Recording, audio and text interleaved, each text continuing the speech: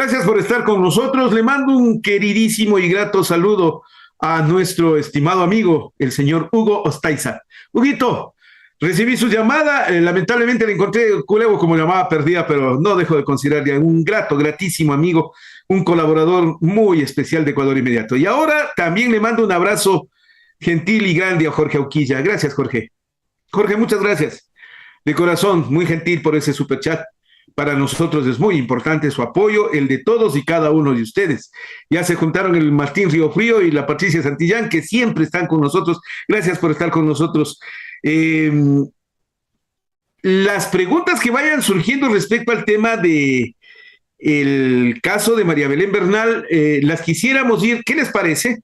Les propongo, terminando nuestras entrevistas, nos vamos a quedar un tiempito para charlar y puedo ayudar a responder algunas de las ideas con el fin de mantener el diálogo abierto. Por ahora quiero recibir, repito, mis gracias a Jorge Auquilla, gracias Jorge, gracias a Romualdo Zarango, muchas gracias a ustedes, queridos amigos, apoyen nuestro super chat. También denos like, hagan en el botón de me gusta, vamos, apóyennos, eso nos eleva el rating dentro de YouTube, así es que, por favor, háganlo con todo el cariño del mundo. Este 30 de septiembre, ayer nomás, se cumplieron 12 años de un nefasto intento de golpe de Estado y de magnicidio que se dio en el Ecuador. Pueden existir criterios diversos, señoras y señores, yo respeto siempre los criterios de los demás. Yo también expongo mi punto de vista y pido que lo respeten. Y en mi caso, en el 30S con mayor razón todavía, porque estuve presente desde el inicio de los hechos, en el cuartel de lo que era el filosofado San Gregorio, en el norte de Quito, en la avenida Occidental. Y luego, al dirigir Ecuador Inmediato, nos enfrentamos a una circunstancia muy difícil. Estuvieron a punto de destruir Ecuador Inmediato, entiendo que parte de los sublevados. Esa es una historia que sí se las puedo contar, pero por ahora, 12 años después, y yo le decía al inicio del programa, 12 años después, ¿con qué me topo? Me topo con que hay excesivas similitudes de encubrimiento, de acción de la policía, de un espíritu corporativo, de un falso espíritu de cuerpo, para revisar y posicionar lo del 30S como que fue un hecho sin mayor importancia, cuando todo lo contrario, cuando hay una vida, no me digan más, una sola vida de por medio, para mí es demasiado. Era ministro de gobierno en ese entonces el doctor Gustavo Yalc, grato quigo, a quien le considero muchísimo porque yo estuve cerca de lo que a él le tocó vivir. Él tuvo que estar ubicado atrás de las instalaciones del cuartel San Gregorio, en las instalaciones del Grupo de Operaciones Especiales del GOE, y prácticamente asumir la posibilidad del rescate de Rafael Correa. ¿Por qué 12 años después la policía que estuvo asumando en el caso de Gustavo Yalc sigue teniendo este tipo de conflictos en donde impera el espíritu de cuerpo para proteger a sus oficiales? Yo cuento en mi anécdota, en el documental Muchedumbre de Rodolfo Muñoz, que lamentablemente los policías, y yo pude hablar con los policías sublevados, era el único periodista que se acercó donde ellos, y me dijeron, no era por las condecoraciones y las canastillas navideñas, no, era porque querían enjuiciar a sus generales por el caso Restrepo, por la guerra sucia de Febres Cordero. Por eso no permitirían que esa ley pase, ni que se proceda con la Comisión de la Verdad. A mí me dijeron eso. Gustavo Yalc, qué honor tenerle con nosotros. A ver, su visión 12 años después. Francisco, un gusto un honor estar en este espacio, de verdad, te agradezco mucho por la invitación. Estos 12 años nos dejan algunas lecciones y pendientes claros que la ciudadanía debe analizar y para tomar acciones. Mira, hay que poner en contexto, permíteme rápidamente, Francisco. El 30S, como tú acabas de decir, no es una revuelta policial para exigir condecoraciones. Nadie le dispara al presidente de la República para exigir condecoraciones o oponerse a una ley. Ahí hay un contexto importante, tú lo has mencionado rápidamente, hay un trabajo de reforma del Estado y dentro de ese Estado, reforma de la policía, muy profundo, para ciudadanizarla, para que su trabajo sea realmente servir y proteger, con la ayuda de buenos policías, que dentro de la policía también ayudaban a desarticular bandas de delincuentes que tenían nexos con la policía. Por ejemplo, bandas de robacarros que con la policía desguazaban vehículos en la provincia de Los Ríos, por ejemplo, que implicó poner policías detrás de las rejas. Una unidad desarticulada que se dedicaba con violación de derechos humanos a desarticular bandas, pero que era parte también del problema delincuencial, con torturas en el siglo XXI. Ujú. Eso fue lo que desarticulamos, eso fue lo que cambiamos. Se sacó tránsito, lo cual incomodó a muchos porque era fuente de ciertas corruptelas. Se incorporó el polígrafo para entrar a la escuela de la Policía Nacional. Y que Eso hoy sí, está eliminado.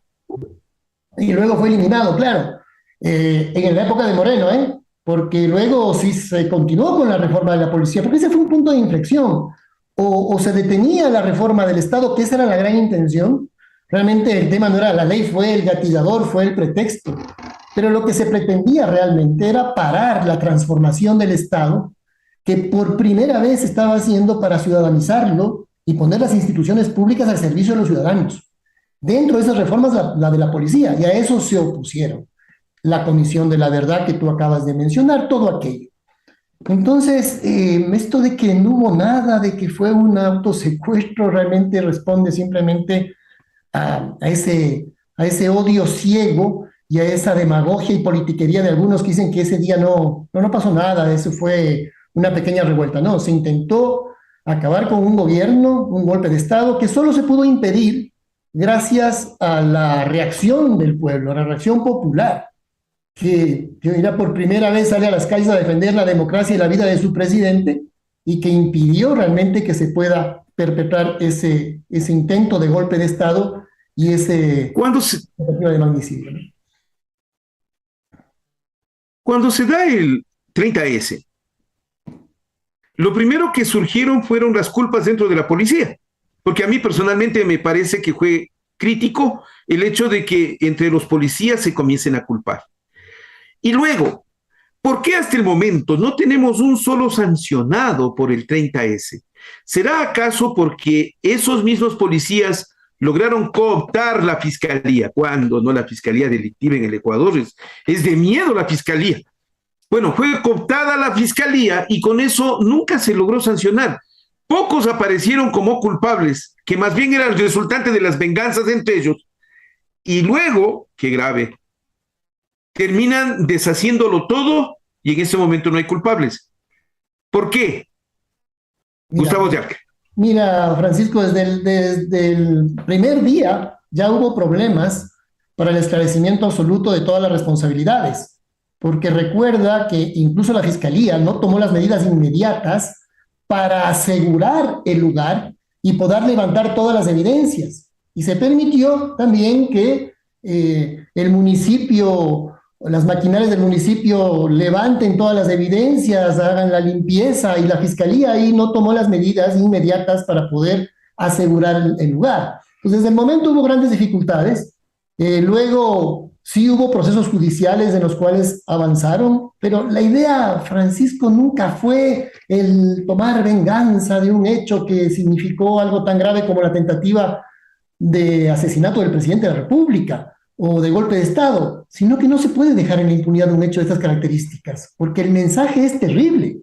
El mensaje es, si uniformados le pueden hacer eso al presidente de la República, imagínate lo que le pueden hacer a cualquier ciudadano. El mensaje es tremendo y lo que ha ocurrido nuevamente 12 años después en las propias instalaciones de la escuela de policía. Entonces el mensaje es terrible, el de la impunidad, porque el presidente Correa incluso indultó a algunos que fueron encontrados como responsables, que asumieron su culpa, que pidieron disculpas y que aceptando su responsabilidad se acogieron a un indulto. Así que no es un tema de venganza o de ir a poner detrás de las rejas a todo el mundo. No, no. Es que era un tema que no podía quedar en la impunidad y que en buena parte, lamentablemente, sigue en la impunidad porque la muerte de Froilán Jiménez todavía no se ha esclarecido completamente. La edad Por ejemplo, aún hay que esclarecer algunos de los hechos que ocurrieron ese 30 de septiembre, que han pasado los años y no ha habido total justicia, total verdad sobre aquellos hechos, aunque es evidente y claro que hubo un intento de golpe de Estado para parar la transformación del Estado. Pero fue un punto de inflexión, la determinación del presidente de no asumir, arrodillarse frente a lo que significaban exigencias inaceptables de derogar la ley, de dejar en la impunidad violaciones de derechos humanos, de diluir la Comisión de la Verdad. Esas eran las exigencias. Ojo, Francisco. No era un listado enorme de pedidos que decían, firmen esto y salen. El presidente evidentemente se negó. Y cada vez recuerdo yo, estaba cerca, cada vez aumentaban los pedidos. Así es. Cada vez aumentaban. No, fue funesto. A ver, yo digo, esto fue un golpe de Estado tipo filigrana, muy bien elaborado. Se sublevaba la policía, se tomaban la asamblea, se cerraban los espacios de negociación política. El presidente de la República tenía que quedarse en el palacio, donde prácticamente quedaba secuestrado, y luego, con el avanzar de las horas, en la asamblea se reunía la asamblea y terminaban por destituir al presidente de la República y reemplazarlo. Entonces vino algo que no se consideró nunca. Hasta ahora, a los que les pasó el golpe de Estado lo tienen marcado como una especie de crítica, y es que Rafael Correa se fue a meter a ese sitio. Yo recuerdo cuando ingresó el presidente de la República. En un primer momento no le dejaron entrar.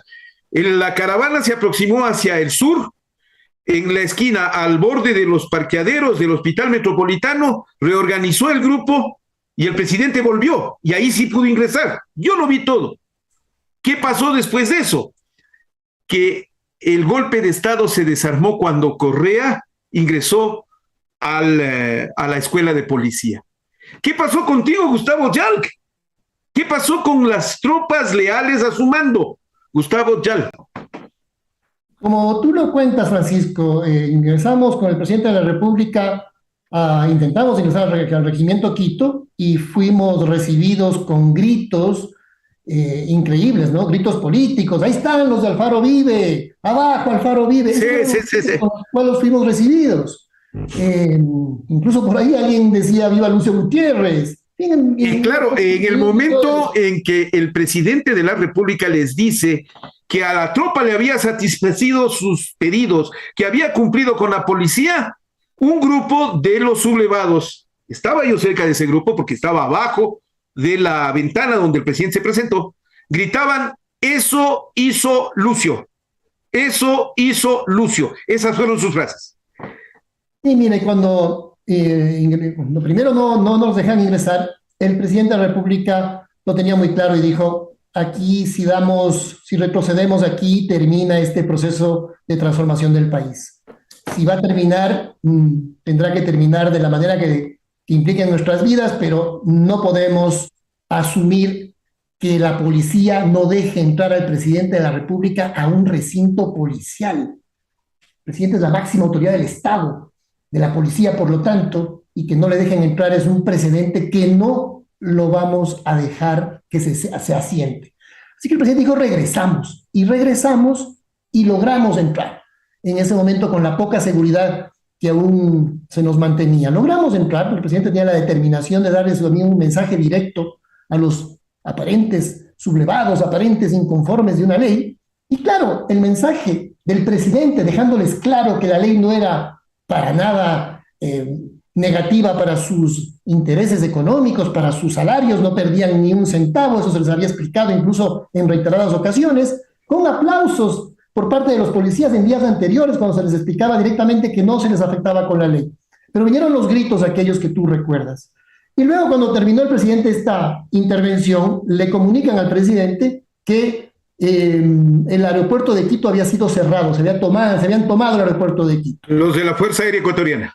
Y en ese momento yo le dije al presidente que yo me quedaba negociando con una comisión que querían presentar unas propuestas. Y dije, yo voy a escuchar a estas comisiones. El presidente dijo, yo voy a retirarme al aeropuerto, voy a ver qué pasa en el aeropuerto. Y es ahí cuando el presidente intenta salir para ir a ver qué sucedía en el aeropuerto de manera personal, no lo dejan salir y empieza esta agresión al presidente y el lanzamiento de las bombas y toda esta agresión al presidente que termina con el presidente en el hospital de la Policía Nacional. Y ya empezábamos a tener de parte de nuestras seguridades los rumores de que la idea era realmente atentar contra la vida del presidente, contra la vida del ministro. Mi seguridad me condujo hacia el GOE, el Grupo de Operaciones Especiales, y desde ahí justamente organizamos, mira que con policías heroicos, ¿no? También había policías que actuaron de manera Sí, heroica. sí hubo policías respetables, eso es verdad. Mira, Eso es verdad. el comandante del GOE de aquel momento, el mayor Cristian Miño, con sus hombres valientemente se pusieron a nuestra disposición, dijeron, ministro, yo sigo sus órdenes, yo estoy dentro de la Constitución, esas fueron sus palabras, ¿eh? Dentro de la Constitución. Y logramos en la tarde a llegar hasta el hospital de la Policía Nacional para darle cierta seguridad al presidente de la República en el tercer piso del edificio, con unos pocos elementos policiales, sobre todo del Grupo de Operaciones Especiales, cuya mayoría de integrantes y también del GIR estuvieron del lado de la ley. Pero ahí había toda esta manipulación y este deseo realmente de provocar un golpe de Estado y de esperar también que políticamente las cosas se alineen para ese golpe de Estado, cosa que no se pudo dar por la presencia del pueblo en las calles, y finalmente atentaron contra la vida del presidente cuando se produjo el operativo de su evacuación. ¿Por qué consideran, dentro del relato, del contexto de la versión del lado de Revolución Ciudadana, que fue la población la que le rescató a Rafael Correa de este intento de golpe de Estado? Gustavo Yalca. Porque, Francisco, sin la presencia del pueblo en las calles desde el primer momento y que se iba sumando, iban aumentando la presencia del pueblo, no se iban a dar las condiciones suficientes para que exista, yo creo, la sensibilidad y el deber de asumir, proteger la vida del presidente. Yo creo que finalmente las Fuerzas Armadas tomaron su responsabilidad de rescatar al presidente. El Grupo de Operaciones Especiales de la Policía, el GOE, le dio seguridad al presidente en el tercer piso del hospital mientras llegaba el operativo militar. Pero sin la presencia popular, Francisco, otro desenlace tal vez dramático y trágico hubiera tenido ese día, que ya es un día doloroso con 5 muertos. No podemos olvidar a Juan Pablo Bolaños, ese joven que dentro del grupo de ciudadanos que intentaba llegar hacia el hospital de la policía fue asesinado. Darwin Panchi, Jacinto Cortés, el policía Calderón, Froilán Jiménez, gente heroica que estuvo del lado de la democracia, pero junto a un pueblo, ¿eh? Fue el pueblo movilizado el que permitió que la democracia continúe y también pueda continuar la transformación del Estado y la transformación de la policía con mayor profundidad y con mayor fuerza también. Yo desde ahí, a ver, yo con la policía momentos, pese a que me habían matado a 3 scouts, los 2 hermanos Restrepo y a Juan Esteban Villacreces Reyes, hubo un momento en que se estableció una relación de cercanía con la policía, con el general Juan Carlos Rueda, con el coronel Carlos Echeverría, lamentablemente fallecido. Pero ese día no, ahí sí se terminó mi rompimiento con la Policía Nacional. Quisieron destruir Ecuador inmediato. Y sabían exactamente cómo hacerlo. A ti te consta cómo tenía que pedir yo que no entren los policías a Ecuador inmediato porque habían hecho inteligencia previa, sabían dónde atacar, dónde estaban los equipos, dónde estaban los micrófonos o dónde estaba el corazón del Internet en Ecuador inmediato. Es decir, nos quisieron destruir ese día y yo desde ahí mis distancias con la policía, mis dudas con las policías, mi desconfianza con la policía es total. Ustedes no son dignos de este país, yo al menos, yo, en lo personal, les tengo demasiada distancia, demasiada desconfianza. Fíjate lo que me pasó ese día. ¿Nos quisieron destruir? Y también el ataque a Ecuador TV. Exacto. Fíjate, Francisco. Eran a 5 medios, verás, era a Ecuador TV, a Gama TV, que estaba ya en condición de medio incautado. Luego se iban hacia Radio Tarqui. También era contra Radio La Luna y finalmente contra Ecuador Inmediato. Esos eran los ataques en ese momento. ¿Y qué tenía que ver eso con la ley de servicio público? Nada. ¿Qué tenía que ver eso con la ley de servicio público? Destruir tus instalaciones de tu medio de comunicación, entrar a Ecuador TV y tratar de destruir también las instalaciones de Ecuador TV, que mira que esa fue una decisión también clave para frenar cualquier intento golpista, ¿no? Una decisión además que cualquier Estado democrático toma en condiciones de emergencia como la que nos encontrábamos, de que Ecuador, la televisión pública sea quien transmita oficialmente lo que estaba ocurriendo. Esto era fundamental que se tome decisión, creo que fue una decisión sabia. Y yo debo señalar otra cosa que es vital. A nosotros nadie nos ordenó nada. Ecuador Inmediato no se sumó a ninguna cadena, porque nadie nos pidió. En ese momento el Internet no era regulable, no lo es hasta ahora, y nosotros pudimos cumplir nuestro papel informativo, concentrando toda la información que terminó felizmente. Nuestra información sirvió, eso por versión de la embajadora María Isabel Salvador ante la OEA, para que las decisiones de la OEA y la Organización de las Naciones Unidas se tomen basadas en información de Ecuador Inmediato. A nosotros no se nos censuró. Mira, ya que topas el tema también internacional, Francisco, yo también recuerdo, fíjate que por ejemplo el presidente Alan García, que no era de la tendencia política del presidente Correa, salió, pero inmediatamente a decir ni una molécula de oxígeno a los golpistas en Ecuador. Estaremos atentos a nuestras fronteras. El contexto cerró la frontera. Cerró la frontera. Rápidamente que en Ecuador se producía una desestabilización democrática, que también me parece que esa reacción internacional también colaboró mucho para que no haya el desenlace que los golpistas deseaban. Y frente a eso, entonces intentaron asesinar al presidente cuando éste era rescatado. Entonces fue un contexto donde había fuerzas políticas, no era un tema de revuelta policial, fuerzas políticas que intentaron desestabilizar al gobierno y asesinar, producir el asesinato del presidente de la República. Pero no lo lograron. Y continuó entonces un proceso de reforma del Estado, con las dificultades que implica transformar un país. Continuó la transformación de la Policía Nacional, con las dificultades que ello también implica, y debo decir también con la colaboración de unidades y de miembros policiales que son gente de honor y dignos y que entienden bien su función y que no quieren tener delincuentes dentro de sus instituciones y peor, gente golpista. Eso sí lo dudo. Hubo un avance también, Francisco, posteriormente, que luego se ha perdido todo en la actualidad. Exactamente, porque hasta estas alturas, pese a todo el esfuerzo que se ha hecho, ¿por qué tenemos todavía una policía delictiva? ¿Por qué tenemos una policía que cuando sale atenta contra el ciudadano? ¿Por qué trata de destruir a la sociedad? ¿Por qué tenemos una policía extremadamente vulnerable por el narcotráfico, por la corrupción, por el crimen organizado, por el dinero mal habido o por los comportamientos indignos como el femicidio que estamos ahora presenciando de manera tan injusta? ¿Por qué? Mira, Francisco, más de 1,000 policías salieron de la institución porque no pasaron los polígrafos, porque no pasaban las pruebas de confianza, porque se les encontraba con vínculos con organizaciones delincuenciales. Entonces hubo un proceso fuerte de depuración. No estoy hablando del 30S, estoy hablando de la vida institucional ordinaria de la policía. Es decir, hubo un proceso de afianzar valores. No, mira, si alguien tiene vínculos con la delincuencia y tiene un uniforme, tiene doble poder. Tiene poder de delincuente y poder de disfrazarse de legalidad. Es un engaño, es una impostura. Entonces el Estado, siempre reflexiono, Francisco, que al Estado no hay crimen organizado que le gane si el Estado hace bien su trabajo. No hay organización criminal que le pueda ganar al Estado si el Estado hace bien su trabajo. Su primer trabajo, evidentemente, es no dejarse penetrar por el crimen organizado y depurar institucionalmente. Eso se hizo. Fíjate que se evitó que mucha gente no entre a la Policía Nacional porque no pasaban las pruebas de confianza. Salieron muchos policías, como te digo, más de 1,500 policías salieron y muchos nos han hecho volver. Actualmente también con algunas improcedentes acciones de protección. Y no salieron por temas fáciles, ¿no?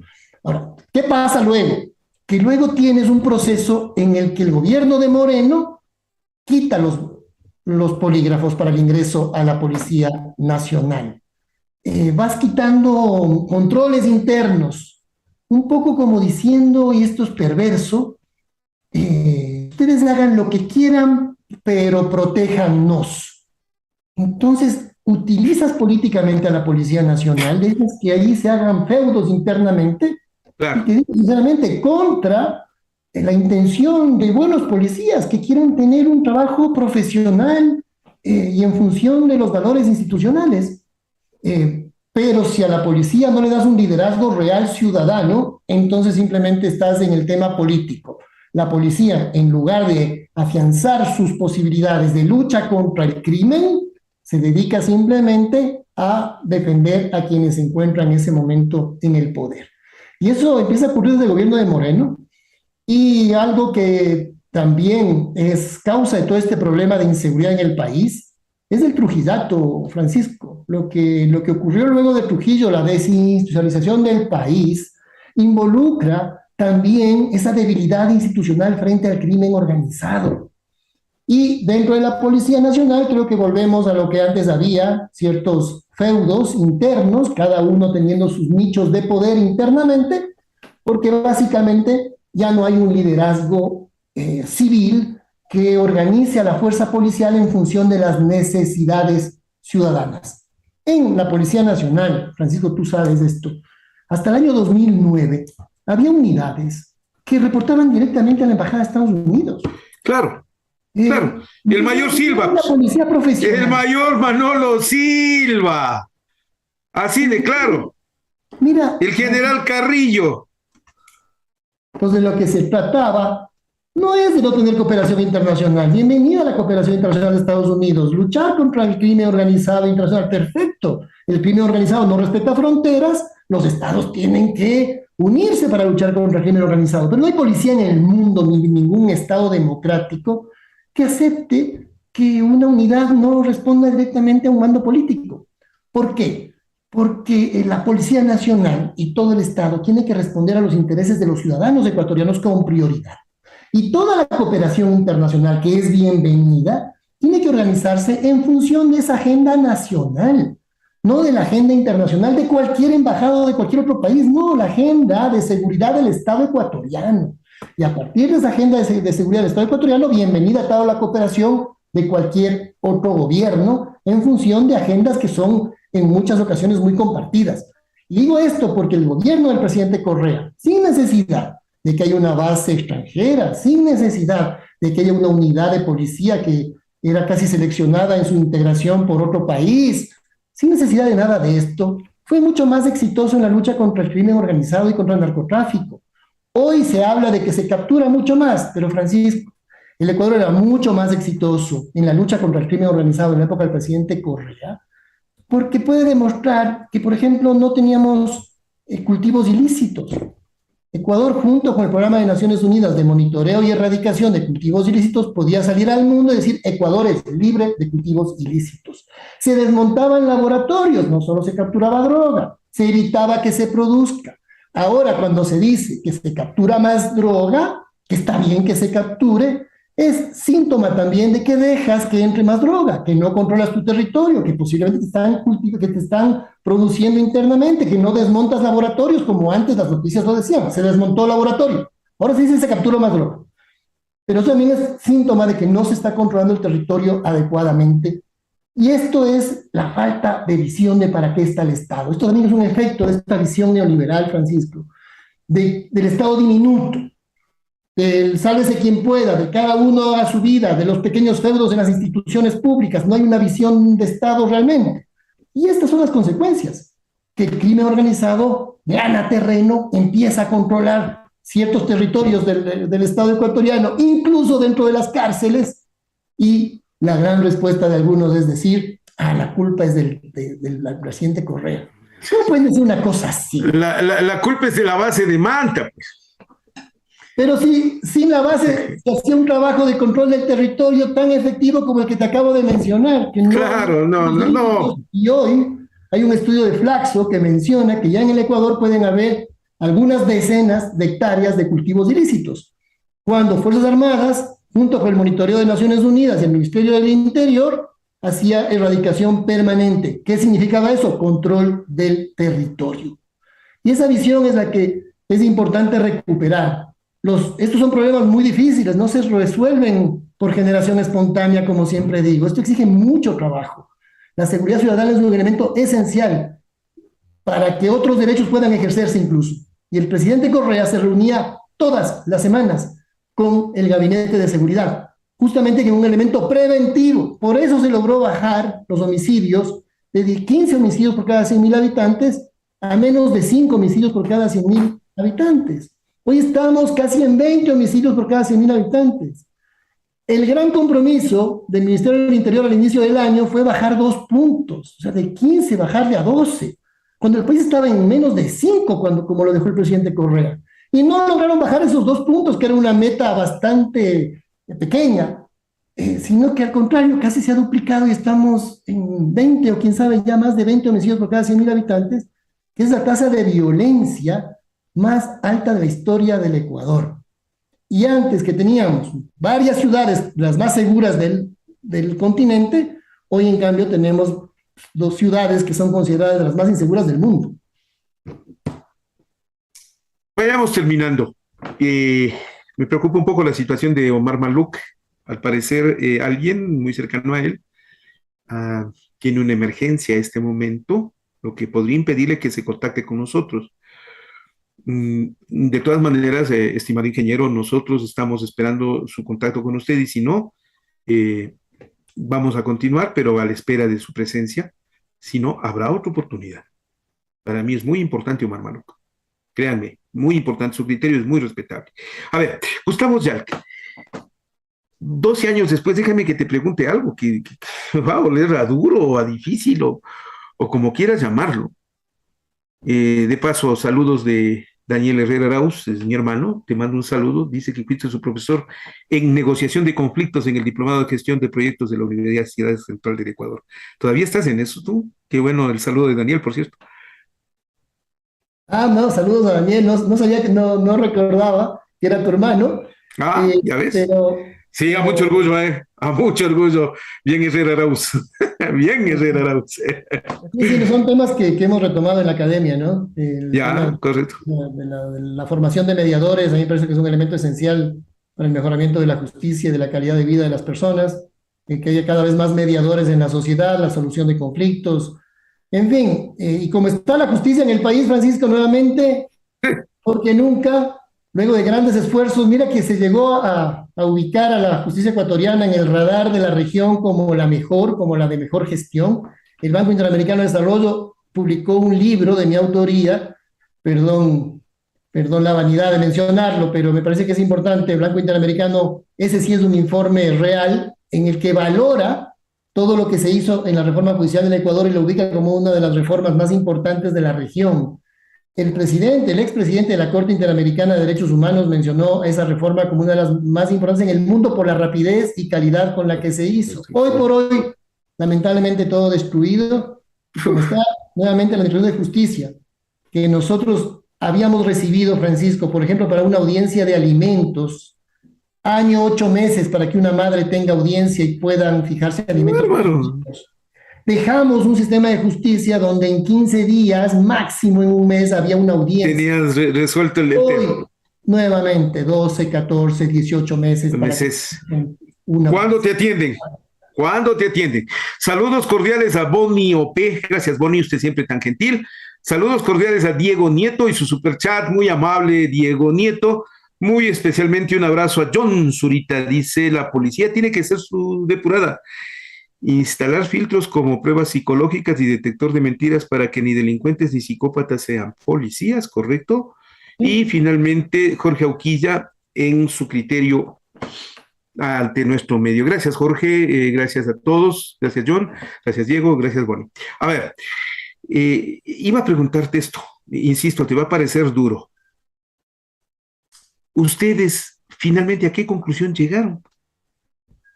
¿Pueden en este momento decirnos que realmente fue un golpe de Estado? ¿Pueden decirnos que fue un intento de magnicidio? ¿Pueden decirnos de quién sospechan? Ya, 12 años después, ¿o no todavía? A ver, creo que de manera contundente se puede decir que ese fue un intento de magnicidio, porque los medios de comunicación incluso fueron quienes recuperaron la prueba de aquello, de esos gritos, de esas comunicaciones en la radio de la Policía Nacional, de esas imágenes de policías diciendo por aquí viene, disparen por aquí, cuando en la tarde quisieron ingresar al tercer piso donde estaba el presidente de la República encapuchados con el objetivo de asesinar al presidente. Esas imágenes las dieron los propios medios de comunicación. Menos mal logramos con el GOE llegar y poder dar cierta seguridad con los elementos leales que se mantenían ahí para dar cierta seguridad en el tercer piso. Y luego en la salida, fíjate que una de las condiciones era que se salga hacia arriba, no hacia abajo. Se ponían condiciones incluso para la ruta del presidente para que salga. Cuando esa era una... Habían mencionado que se iba a tratar de una fila de honor al presidente para que salga. Hasta esa barbaridad llegaron a decir en uno de los sublevados. La calle de honor y ellos armados. Exactamente, que era una calle de honor. Y ellos armados. No, era una belleza. Era, que fue intento de magnicidio, claramente creo que no hay discusión, ¿no? Cómo quedó también el auto del presidente con los impactos de bala, la muerte de Froilán Jiménez, en fin. Golpe de Estado, pero acabo de recordar incluso las expresiones del presidente del Perú, Alan García. Hay que recordar también las expresiones del secretario de la OEA, Insulza, no sé si fue ese día o horas después o al día siguiente, que dijo... No, el pronunciamiento fue radical. Eso fue de los dos organismos, la OEA y la ONU, condenando un intento de golpe de Estado. En eso sí, muy claro. Así es. Y bueno, ahí el trabajo de fiscalía inicialmente no fue tan ágil. Inicialmente cuando pasa el tiempo es mucho más difícil las articulaciones. La fiscalía fue cooptada, Gustavo, la fiscalía fue cooptada, eso me lo diría a mí. Lamentablemente, destacado oficial que tuvo la Policía Nacional, que fue el coronel Carlos Echeverría, un experto en criminalística graduado en Argentina, que fue llamado para conformar parte de esa comisión revisora del proceso en la fiscalía. Él se encontró con una fiscalía cooptada por la policía, en donde se acusaban entre ellos a cuál le ponemos, a cuál le culpamos, a cuál le hacemos daño, a cuál no, a cuál le salvamos. Eso también pasó. Mira, tenemos a propósito nuestro público, tenemos una encuesta que está llevándose adelante, que dice, a 12 años del 30S, ¿cree usted que se han encontrado los verdaderos responsables? Vote usted en este momento, luego hacemos referencia a los resultados. Gracias, Paul Fernández, por preparar esta encuesta. Insisto, no hay responsables. Hay algunos responsables de la parte, digamos, más operativa. Como siempre pasa esto también cuando la policía se investiga a sí mismo, eso también sucede. Y vuelve a pasar ahora, y vuelve a pasar ahora. Ahora, donde entonces hay muchas dudas, porque evidentemente este esquema, cuando la policía está en cuestión, que se investigue a sí misma, genera estos resultados, ¿no? Entonces, mira, el país, el Estado ecuatoriano debe verdad. En el caso de los hermanos Restrepo, aún debe verdad. ¿Qué pasó realmente? ¿Dónde están los cuerpos? Debe verdad en el caso 30S, porque aún están todos los responsables, se ha esclarecido completamente todos los responsables de aquello, porque no fue una pequeña revuelta, como algunos quieren mencionar, ¿no? Hubo intento de magnicidio, claramente, y aún hay investigaciones abiertas sobre el tema, sigue pasando el tiempo. Y sobre intento de golpe de Estado, pues evidentemente alguien con un poquito de objetividad, un observador un poquito objetivo, no va a dudar que ahí hubo un intento de golpe de Estado, como toda la comunidad internacional, así inmediatamente lo declaró y reaccionó de manera inmediata, pero algunos quieren tapar el sol con un dedo, en algunos casos se trata de daño cerebral producto del odio, que no quieren ver, no quieren entender, pero la realidad es que ahí hubo estos hechos gravísimos. Y hoy también aún le deben verdad y justicia a los familiares de María Belén Bernal, donde debe esclarecerse absolutamente qué ocurrió, cómo ocurrió y si hubo responsabilidades posteriores para tratar de encubrir ese hecho.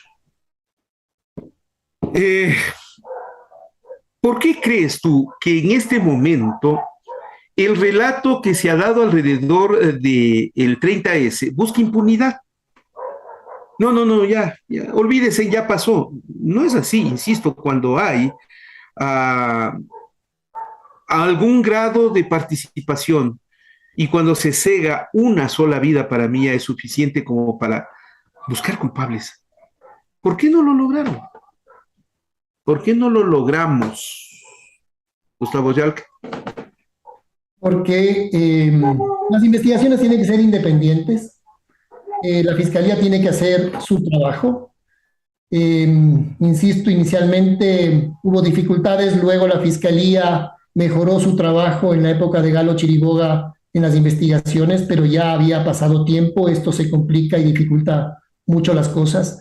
Y claro, hubo responsabilidades, hubo procesos para algunos hubo incluso indultos, como te menciono, pero las grandes responsabilidades quedaron ocultas, ¿no? Y algunas pueden haber quedado ocultas dentro de la propia Policía Nacional. Esto también es curioso, evidentemente el mando policial tenía que salir luego del 30S, el mando policial salió, pero a mí siempre me quedó un poco la sensación también de que ellos, que habían de alguna manera fallado en el control, tuvieron que salir, pero salieron beneficiados quizás quienes estaban interesados en que ellos salgan y tal vez algunos Asumir ellos. estuvieron detrás de todo aquello.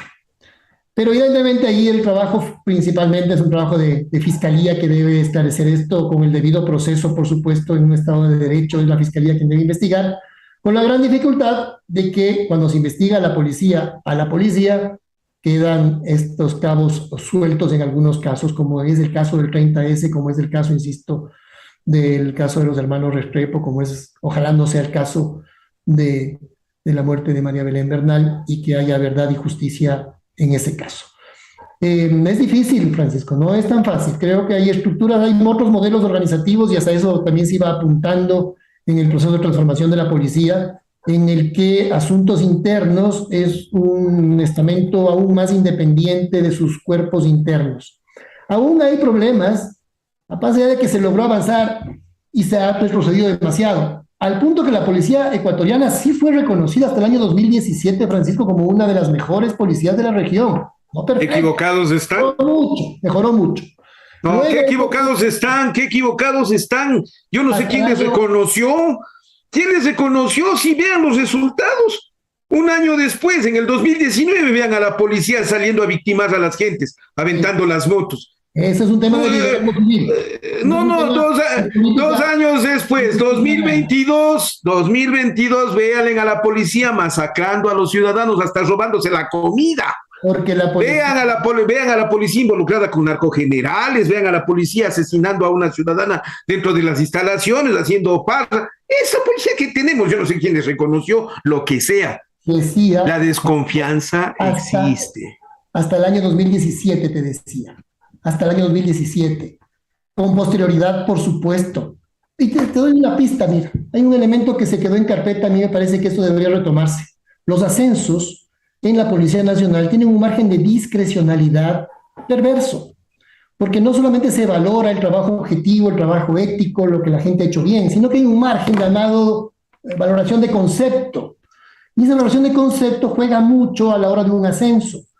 Está bien que la policía sea jerarquizada, pero no podemos hacer que depender los ascensos de los buenos policías por esa nota de concepto. Entonces, esa jerarquización, por un lado, es buena para el tema disciplinario, pero puede ser perversa porque rápidamente la puedes dañar. Es decir, producto de esa jerarquización perversa, también se produce lo que tú dices. En apenas 2 años, año 2019, tienes una policía completamente distinta. Tienes una policía... No, ¿sabes? Es que en la historia temprana del país no tiene precedente. No, lo que yo creo sinceramente es que ustedes fueron engañados. Ustedes, gobierno de Rafael Correa. La policía no cambió nunca.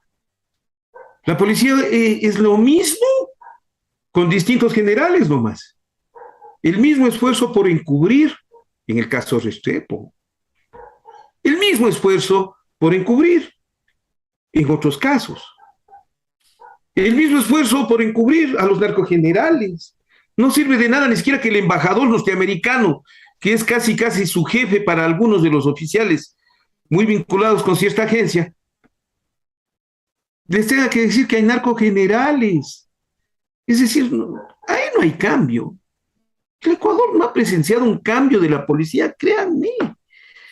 Lo que duele decirles es tan cierto como cuando en 1944, el 28 de mayo, la gente en las calles de Guayaquil salió a incendiar el cuartel de los carabineros.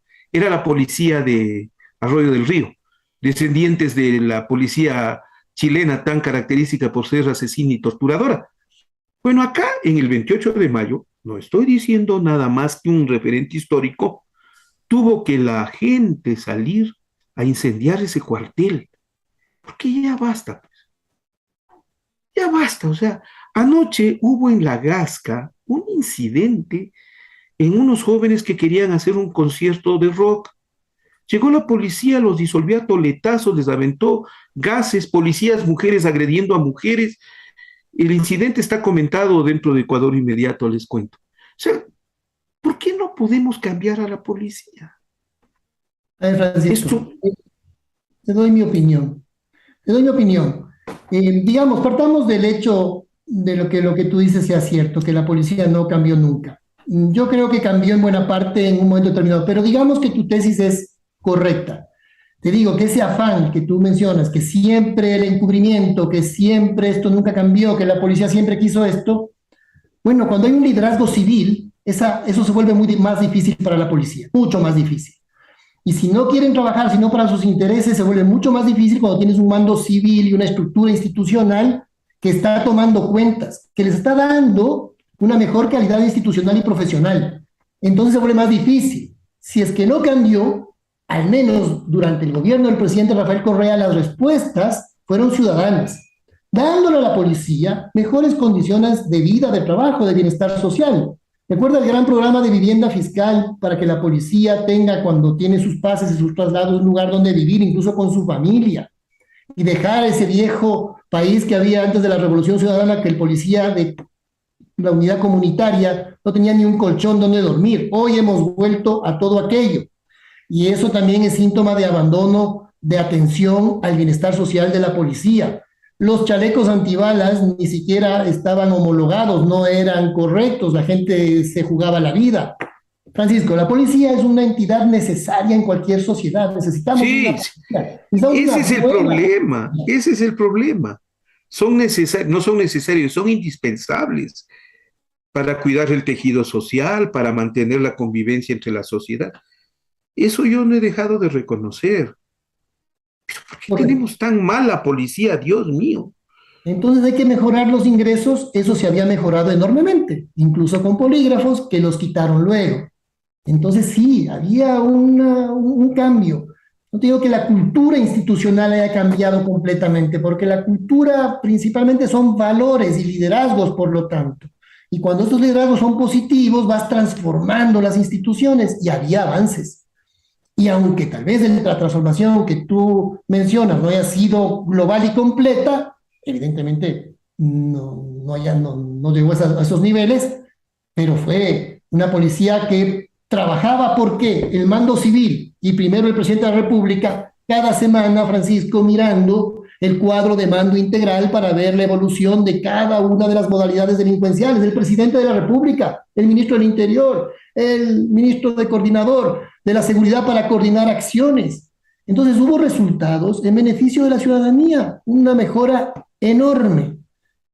No completa, Francisco, no completa, no estoy completamente de acuerdo contigo en eso, pero una institución jerarquizada puede mejorar rápido y puede dañarse muy rápido también, justo porque es una entidad jerarquizada. Y a veces se entiende muy mal la jerarquía que se transforma en espíritu de cuerpo. Y habrá que ver, por ejemplo, Francisco, porque nosotros, por ejemplo, te menciono, durante el gobierno del presidente Rafael Correa se incorporó la película Con mi corazón en Yambo de María Fernanda Restrepo como dentro de los materiales de formación de los nuevos policías. Eso evidentemente ya lo quitaron nuevamente. Entonces, claro, las cosas tienen, Entonces, complejas.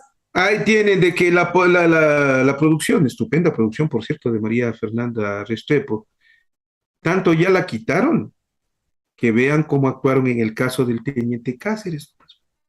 Vean cómo actuaron en el caso de María Belén Bernal, vean, ahí tienen ustedes los resultados. También es cierto, y voy a ser duro con la sociedad ecuatoriana, la policía ecuatoriana es el fiel reflejo de lo que somos como país. gente amiga del alcohol, de la farra, de la violación de la ley, de la crítica porque sí, del espíritu de irrespeto a la autoridad, de la violación de la jurisprudencia, gente acostumbrada a la mentira, a la corrupción y al engaño. Eso somos como sociedad, ¿eh? Cuidado, y estoy siendo duro con la sociedad ecuatoriana, pero al mismo tiempo, háganme caso, así formamos a los que van después en condición de aspirantes de la policía a sus cuarteles. Van llevando toda esa carga, todas esas ganas de beber, no como que se va a acabar el trago, sino como que se van a acabar los días, por Dios. Y tenemos los cuarteles infectados de alcoholismo, drogadicción, si es que también se han denunciado casos, penetración del narcotráfico y demás. La policía también es la sociedad ecuatoriana. Eso es verdad, eso es verdad, pero la sociedad ecuatoriana también y la policía, por lo tanto, también tiene gente de honor y tiene gente también valiente. Francisco, estoy de acuerdo con tu análisis. A mí me parece también en lo personal que la generalización también es una incultura y también es una injusticia, por más que sean pocos los buenos, que creo que son más que pocos, en mi opinión personal, por supuesto, resulta injusto decir todos. Lo que sí es cierto es que la institución es responsable de lo que ha ocurrido en el caso de María Belén Bernal y en otros casos. La institucionalidad es responsable y debe tomar medidas para que aquello no vuelva a ocurrir. Hay gente buena, valiosa, pero aquí los responsables principales son las cabezas. Es el gobierno nacional, son los ministros y por supuesto también las comandancias, ¿no? Las altas jerarquías. Hacia abajo hay gente buena y gente mala. Gente que se pone un uniforme para ser arbitrario, para agredir. Otros se ponen el uniforme para servir y a jugarse la vida, que también los hay, a jugarse la vida por los ciudadanos y defenderlos. También los hay. La policía es necesaria, Francisco, y se necesita realmente recuperar la doctrina policial ciudadana. En un Estado democrático, la unidad más importante de la Policía Nacional se llama Policía Comunitaria. No es como ahora nuevamente, la última rueda del coche, casi que te mandan por castigo a la Policía Comunitaria, a la UPC. Cuando el de la UPC es el primer contacto del ciudadano con la ley y con el Estado.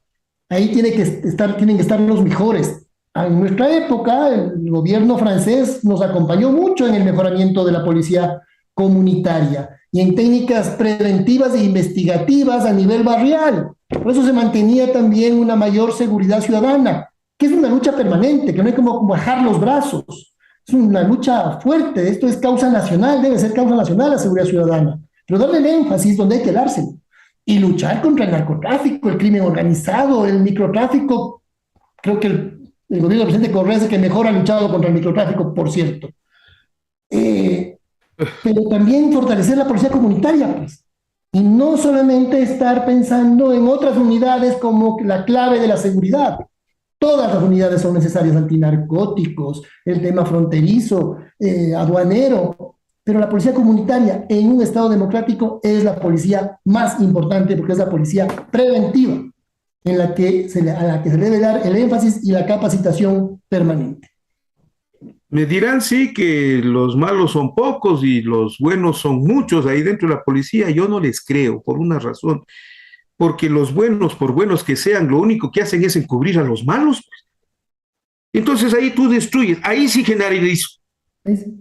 ¿Cuántos se han callado entre toditos ustedes, policías? Estoy de acuerdo. ¿Cuántas veces ustedes han visto que se han cometido delitos, abusos, excesos, actitudes imponentes para destruir a la sociedad ecuatoriana? Y ustedes se han callado, entonces ahí actúan como cómplices. Por eso yo al menos creo que, y eso se reflejó en una encuesta que les enrostraba el general Carrillo Rosero en esa malhadada reunión con sus generales, diciéndoles el 92% del Ecuador no cree, no confía en la policía. No cree, no confía en la policía. Y no estoy pidiendo un Estado sin policía, por el contrario. No. Pero lo que tenemos como policía es para dudar. Los abusos de anoche en La Gasca, fijo que no serán sancionados, que no habrá ninguna disculpa del general Salinas, ni habrá reparación con las víctimas, no, porque entre toditos se van a encubrir. Y fueron abusivos anoche en La Gasca, en Quito, anoche, contra nuestros jóvenes, contra nuestros muchachos, por rockeros, por gustarles una banda diferente a la que a ellos les gusta. O sea, no, yo ahí sí tengo toda la desconfianza. Ustedes me pueden decir todo lo que quieran, pero verán, anticipo, soy yo, solito yo, es mi criterio personal. Y mi criterio personal no busca ni incidir ni influir en la gente, lo expreso nada más. Y mi desconfianza total en la policía del Ecuador, total. Ustedes realmente no merecen la confianza de su país. Ustedes han perdido el respeto de su país. Y lo que estamos viviendo en este momento no es de hoy, no es del 30S, no es del caso Restrepo, son infinidad de casos que se han guardado porque la policía ha sabido cuidar muy bien sus filas para convertirles a todos entre cómplices y encubridores de los hechos que lamentablemente se han producido por la policía de Ecuador. Por la policía de Ecuador. Insisto, solo yo pienso así, solo yo. Francisco, ese es el perverso espíritu de cuerpo, el malentendido espíritu de cuerpo. ¿Y qué hace que se pierda el espíritu de servicio? Ese es el uno borra al otro. Cuando hay un mal espíritu de cuerpo, se acabó. Perdiste tu objetivo de servir y proteger, porque el espíritu es el espíritu de servicio.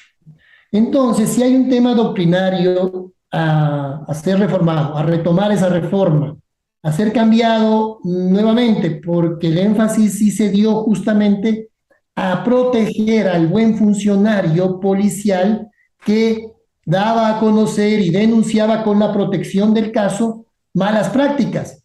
Porque gracias a eso, Francisco, se logró también desarticular bandas criminales articuladas con la policía. Cuando internamente el funcionario ve que tiene un liderazgo a nivel ministerial, a nivel de gobierno, a nivel de presidente, en contra realmente de la delincuencia y que le van a proteger, internamente también él da información. Así se desarticularon, como te dije, bandas de robacarros vinculados con la policía, con información de la propia policía internamente. Pero esto se da gracias a la posibilidad de que se pueda confiar que te van a proteger como un policía que va a dar información negativa de otros compañeros o de superiores. Pero cuando se pierde esa protección y ese liderazgo, claro, entonces, claro, solo te queda el espíritu de cuerpo y lamentablemente se afianza ese espíritu de cuerpo en la jerarquía y se da el no denunciar, el protegerse. Ese, hoy por ti, mañana por mí. Y eso en una institución como la policía es perverso. Pero ahí los grandes responsables son los liderazgos civiles que ahora ni siquiera existen. A la encuesta de a los 12 años del 30S, ¿cree usted que se han encontrado los verdaderos responsables? Un 94% dice que no, un 6% dice que sí, 143 votos en total. Gustavo Yalc, ¿cómo agradezco la gentileza de haberme respondido a esto? Es difícil, es bien difícil, pero gracias por tu valentía para enfrentar el tema. En cuanto a los criterios insultantes, ofensivos o demás que yo veo con frecuencia, no se han dado aquí felizmente, sino que se han dado en redes sociales respecto al tema del 30S, respeto como el que más sus puntos de vista, pero yo mantengo los míos. Para mí fue un golpe de Estado de filigrana, bien preparadito, que falló, porque Correa se les fue a meter en el cuartel. Eso le cambió el escenario completamente, así es. Y en cuanto a la Policía Nacional, ustedes gozan de la desconfianza de su país. No tienen el respeto del Ecuador. Señor doctor Gustavo Yalc, a los años, por lo menos, ha pasado buen tiempo que no te había visto, pero está bien. Gracias, señor, qué amable. Yo sí te sigo, así que yo sí te he visto. Yo no te puedo ver dónde está. No, gracias, gracias. Y gracias, alguien acaba de hacer algo que me sorprendió. No sé si viste hace un momento en que expresé una especie de sorpresa. Pues alguien me acaba de mandar a mi casa colada morada con una huevita de pan, alguno de los miembros del chat que nos está siguiendo, así es que ya me cayó la primera colada morada del 2022, justo de esta charla. Gracias, Gustavo Yalc. Un honor tenerte con nosotros, siempre es un grato diálogo que quiero ofrecerle al público. Tengo solo un afán, formar en usted el espíritu crítico. Usted escuche estos puntos de vista y hágase su propio criterio. Gustavo, ya vuelvo en un momento más. Me quedo en una charla final con nuestros queridos amigos. Gracias, Esto es Francisco. Ecuador Inmediato. Te 18 agradezco por la años. invitación. Gracias, Muy señor. amable. Muy amable. Vuelvo.